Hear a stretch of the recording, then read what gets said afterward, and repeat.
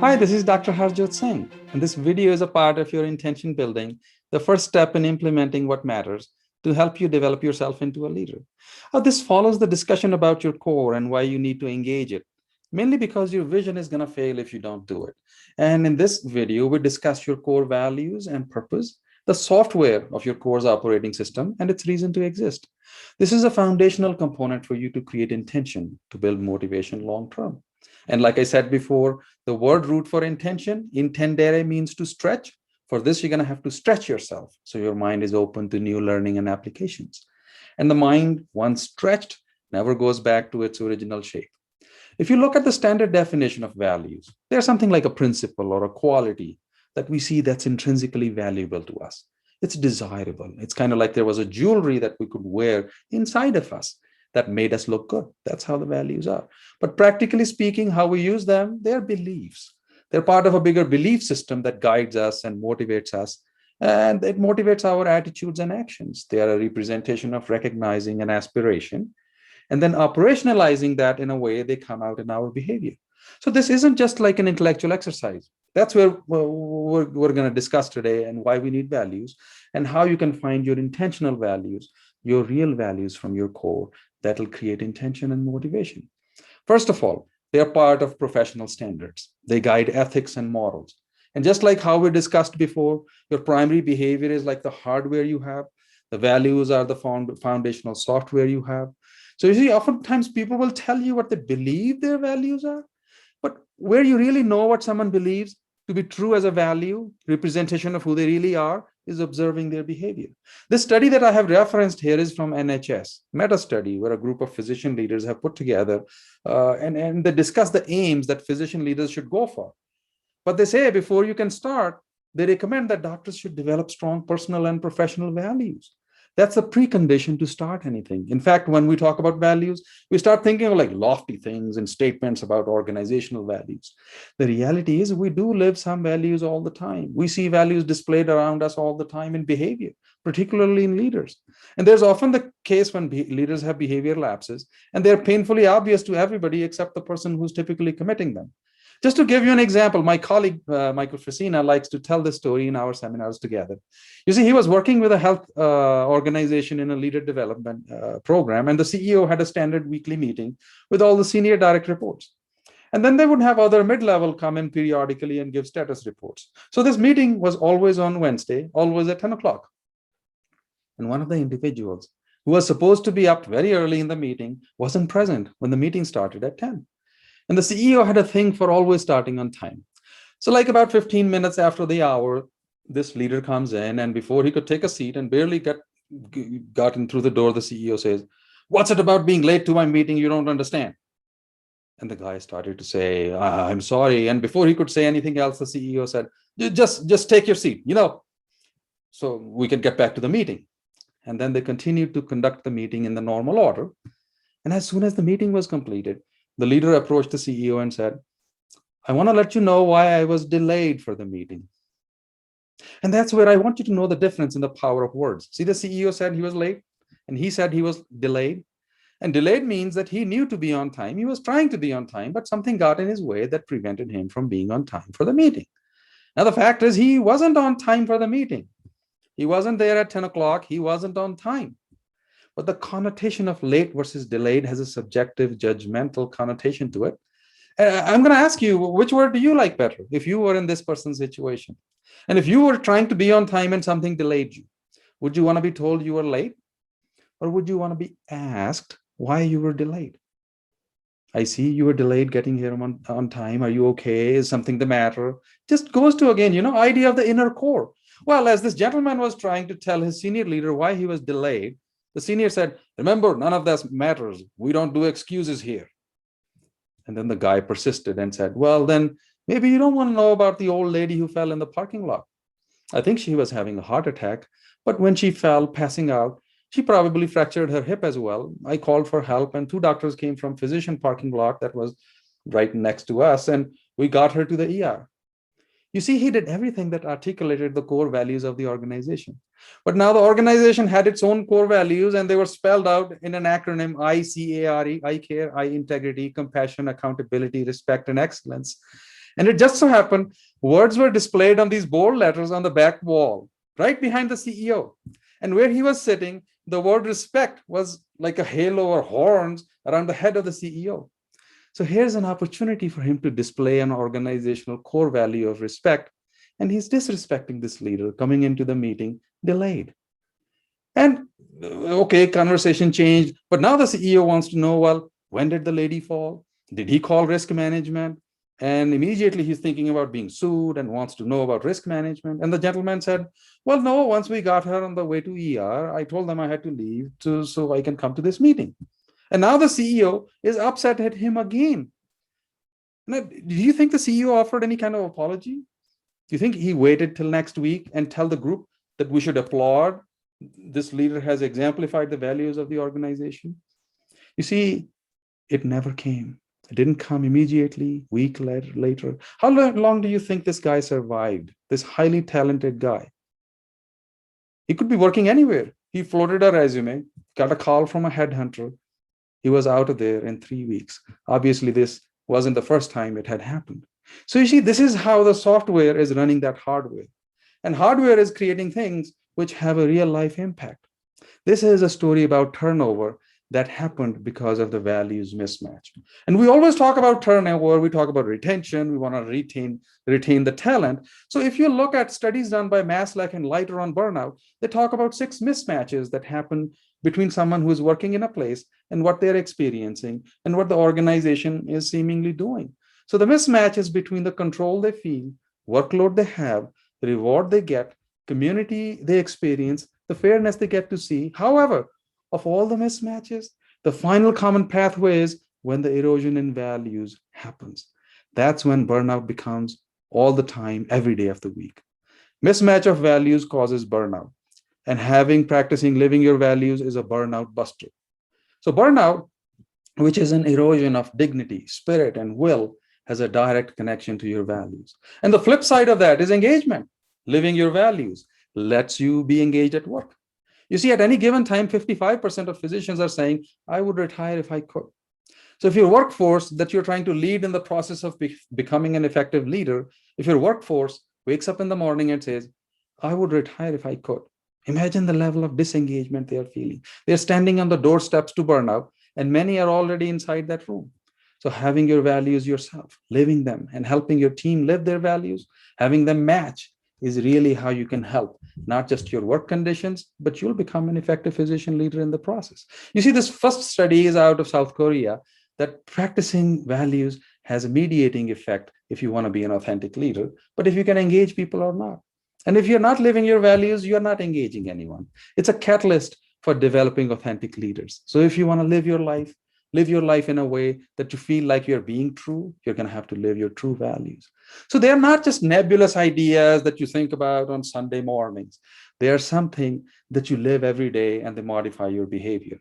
So my hope is you make this personal. This just, again, isn't an interesting intellectual conversation. So if you connect to your core values, I can help resurrect your spirit and reconnect you to why you chose to be a physician and why you chose this as a lifelong craft. What you wanted to do when you decided to go to medical school and start your education and continue to pursue it to where you are now in your career. And ultimately, for me, to bring you a sense of joy, meaning, value, and purpose back into your life as you care for patients every day. By the way, the studies about values and behavior are newer studies. The values and how they affect your behavior and how you think and how you process things, they are so much deeper because they're part of your belief system. You accept them without question, and they're part of your identity, which is so much more deeper than the superficial thinking process you have at any given time. So they have an effect on your hardware. They have an effect on your behavior, especially your leadership behavior, how it shows itself. If you're not clear about your values and how you're practicing them, you're not going to be able to use your strengths at all. And this next study shows that values motivate behavior and values create norms. At that point, nobody questions how things are being done. That's how deep the effect of values goes. You can all think it's so easy to understand when you talk about generational workforce, right? From different generations working together, and they have different work styles, they have different work ethics, and people quickly says, oh yeah, their values are different. Of course they are, because the values are affecting not only your behavior, but your leadership behavior as well. and your ability or inability to be an effective leader. They're kind of like a force field. They are all around you all the time. And it's almost like we're doing things like automatons, like, drawn by them, dictated by them in a way sometimes. But when you have so many people working together, what they end up doing because of all these values, it creates the culture. They are culture creators, because that's what we do, is what culture is. So that's why you need to be aware of them and very, very intentional about them. That's when scandals break out, depending on how many people were involved. It speaks about the culture. So it's just not about one employee at a time. It's the entire C-suite is involved sometimes. And they knew what it was, and they kept on doing it. And in the end, it hurt the shareholders and stakeholders. So if it happens in a healthcare organization, it's not only bad for employees, it's bad for the patients too. So if you are in a community, if you are in an organization where values are being practiced, you'll have a very different experience. Look at this LinkedIn study. 75% of professionals in the US said, I will take a pay cut if I could avoid a toxic workplace culture, which is essentially created by a bad boss. And at this point, they don't care. They want to have a place which is good to work in, where they can live their values, where they can see a culture that lets them live their values and experience their values. You see, so far I've been talking about values affecting your behavior, values to be lived, and values in action. I want to draw a distinction here. Whether you like it or not, good or bad, you do some values. Maybe they're bad. Maybe you even enjoy them. We're going to talk about these things now, because values are of three kinds. First ones are accidental values. You see, Patrick Lencioni in this book describes them very, very beautifully. He says that if you just happen to be in a place that has some values, or if a place ends up employing 10 new people who live a certain way or do things a certain way, and now suddenly the whole organization and their values and how they practice them has changed, then those are just accidental values. Kind of like you just fell into them. It's kind of like changing your clothes depending on the fashion. That's how accidental values play like. There's an old adage that says, if you don't really know where you want to go, any road will take you there. And this is what accidental values are.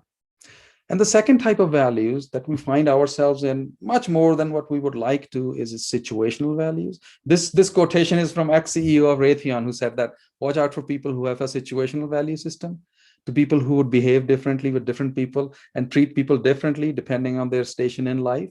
Let's say their status in life. The most common example is how people treat the waiters or how they treat the retail staff. The situational values cause such an erosion of the soul that other people can't even see it. And sometimes people are not aware of it. Given a situation, people keep on changing, whereas it has a deep expression of how people are living their values. One of the things that we see there is the idea of a shift, then moral conduct. It's kind of like the end justifies the mean. Again, you don't have a core. You don't have a changeless foundation. So when things get difficult in life, you don't have core values to fall back on. You don't know what to do. Then you're struggling to figure out what you should be doing. Go back, try to connect to your values, as opposed to your core values. They can guide you in these kind of times. They're like a beacon drawing you safely to the shore, the way a lighthouse would be emitting a light, guiding you safely to port. They can become a functional tool like that. And that's where intentional values come in. Those are what we call typically the core values that you feel true to. That's what I'm going to help you develop in the training, so you can feel true to your intention and free from accidental or situational values. So that's what will also show up in your leadership. That's how this module is going to be helpful to you, how it's going to connect back to your behavior. You see, two other things that come up all the time in leadership training like this are how to handle change, how to manage crises. Look at the way Stephen Covey talks about your intentional values. He says that we all know that change is constant.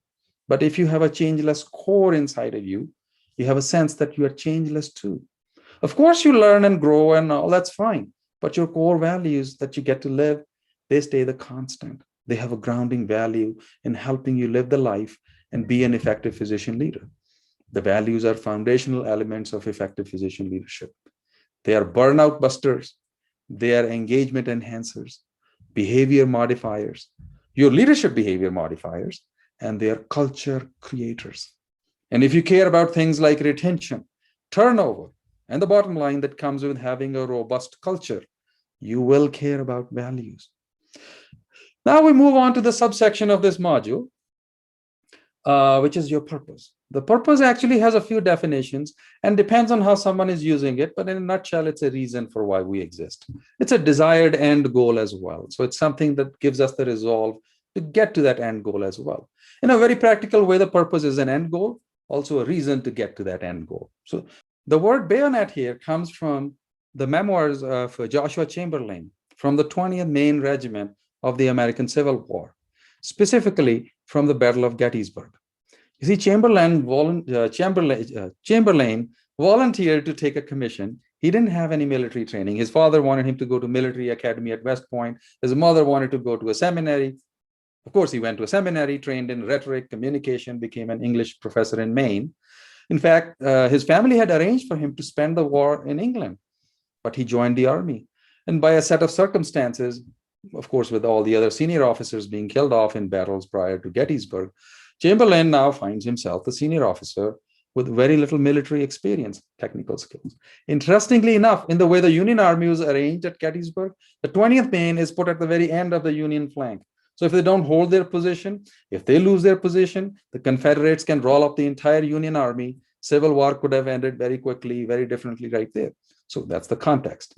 So here you have this inexperienced leader in sense of lacking technical skills, and he has to hold the most critical part of the Union line. It's a part of the line the Confederate side already recognized was the vulnerable piece. So they placed the intense attack on that on the first day of the battle. Now, interestingly enough, just prior to the march to Gettysburg, there's another Maine regiment where the men were mostly European immigrants who were illiterate, couldn't read. They had been deceived into signing 3-year enlistment papers, thinking they'd only signed up for 2 years. And now their 2 years were up. They were ready to go home. The army said, no, you can't go home. So rather than shoot them or give them to somebody else, they said, well, there's another regiment from Maine. Let's give them to Chamberlain. So on the eve of the battle, one of the most important days of the battle, not only is the strength of Chamberlain's regiment way down, they had started with about 1,000 people in 1862. Now they have 300. Now he's being handed 126 mutineers. They refuse to fight. They have been marched by bayonet just to get them to Chamberlain. They have been without food and water for 2 weeks, trying to starve them into submission. Now, what happens, and Chamberlain writes about in his journal, is he talks to these people about purpose. This is well depicted and very historically accurate in the movie Gettysburg. Jeff Daniels plays Chamberlain, and you can look up a YouTube clip by search engine Chamberlain's speech at Gettysburg from the movie, and you'll find this. And I recommend that you listen to it because it's a classic form of using what skill he had, the power of words, power of persuasion, being able to craft a purpose statement and appeal to these men why they were fighting and ultimately their purpose. This wasn't any more about lofty goals. At this point, they were fighting for each other. Because of that, because he didn't threaten to shoot them, he fed them, he took care of their fundamental basic needs, communicated values of trust, compassion, safety, and hope, and their common purpose, fighting together. In the midst of the battle, when Confederates were charging up one last time and they were out of ammunition, Chamberlain's regiment, everybody was saying, should we retreat? And he writes in his memoirs, he said the word bayonet. The men knew exactly what he wanted them to do. Everybody understood. They charged, they held on to the little round top, changed the face of the battle and our country. He wasn't a professional officer. He did study to learn how to become more technically proficient, but he also had this tremendous gift of communicating as an English rhetorics professor, to communicate purpose to people, to bring them together, to collaborate, and to focus on one single objective. In the Army Leadership Manual, this is used as a case study for leadership now. In healthcare, whenever the purpose starts to shift away from patient care, things start to go bad. It goes down to the very last person who's working with you, who's working for you, that they understand what the purpose, the mission of the organization is, what your purpose is, what their purpose is to exist, without which this whole thing will be lost. Kind of like saying if your primary behavior is the hardware, if your values are the software that's running on that hardware, purpose is why this whole machine exists. There's no point even having the machine. So when we talk about purpose, there are a few studies, but this is a very important study to understand that when you're talking about purpose, you have to understand that putting customers, in this case, patients, at the core of the purpose, and then deeply embedding that into the mindsets and actions of your employees is what creates an effective physician leader. Why do you need the purpose? Why do you need to explicitly have a purpose written down? So I'll help you do that in our training module. But first of all, I want you to know it's a powerful tool. This study was it's from Harvard Business Review. They asked 434 executives, what do you think of purpose, and why do you think it's helpful?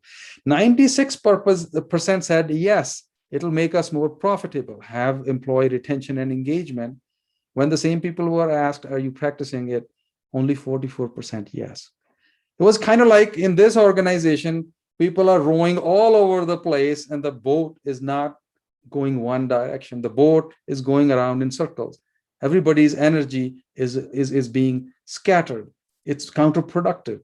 And how can you expect to be effective? So you see, when the purpose is connected to the patient and when employees can feel it, it can feel like everybody is in alignment. So you can see that purpose gives you focus. It's powerful, it's underutilized tool, and it has to resonate with your employees. Now, can you guess which company has this purpose? Making the world a safe, hygienic place for everyone, entire humanity. Think of how noble and uplifting and motivating this purpose is. Do you know which company it is? It's actually a company that's a toilet seat manufacturer. But you, as a physician, you can understand how powerful that is. It also allows us to live a conscious living because the purpose connects us to our values. You see, when we were talking about moving away from accidental values and situational values and moving into intentional values, having a purpose helps you live your intentional values. And that's where you can be proactive, your way that feels true to you. You get to live when you wake up what you feel like, yes, that's what I want to do. So this is not just something for a weekend or a month. It's not the flavor of the year. It's not a New Year's resolution. It helps us make things happen instead of just wandering around and watching others do things. And finally, we have new studies coming out of positive psychology that having a purpose helps you live longer and live longer in a healthy way. In this first study, these are seniors. They compared the seniors who had a purpose to the ones who did not. Guess what? People without purpose were dying 3 times faster. We have now studies coming up that having a purpose lowers your risk of heart attack, and a separate study that shows it lowers your risk of having a stroke. So at this point, you can't afford to ignore your purpose in life. If you look at how brain functions and how we need our brain to work well for us for growth, development, and achievement, also the brain that has to function well in managing threat, response, and fear. You see, the thing is, brain just won't do both at the same time. So purpose gives you focus to help you manage your life in time of crisis. When you're going to try to ask yourself, what should we do? Where should we go? Your purpose statement informs you. People will come up with a host of ideas and things to manage the crisis, but without your purpose statement being a filter, without you being able to take all of these distractions and ideas and filter them through your purpose, it's very easy to get distracted. When you get distracted, you have a tendency to move to your limbic brain, survival brain, fear response brain to take over. As soon as that happens, you lose that executive skill set function and you lose critical reasoning capacity. Your rational capacity diminishes. Your brain can't function on growth, development, and achievement at the same time as you're trying to focus on staying safe.